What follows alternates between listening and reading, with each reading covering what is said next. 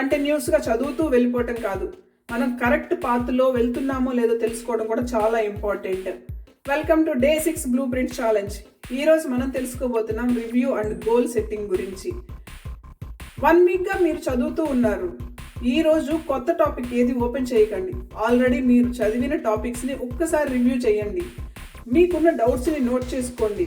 అలానే మీ ప్రిపరేషన్లో తప్పులు ఏంటని గమనించండి. మీరు వేసుకున్న టైం టేబుల్ ఎంతవరకు వర్కౌట్ అయిందో చూసుకోండి. ఇలా ఎనలైజ్ చేస్తేనే మనం ఈ సేమ్ మిస్టేక్స్ నెక్స్ట్ వీక్లో రిపీట్ అవ్వకుండా చూడగలం. అలానే గోల్ సెట్టింగ్. నెక్స్ట్ వీక్లో మీరు ఏ టాపిక్స్ కంప్లీట్ చేయాలి అనుకుంటున్నారో ఒక క్లియర్ గోల్ని ఫిక్స్ చేసుకోండి.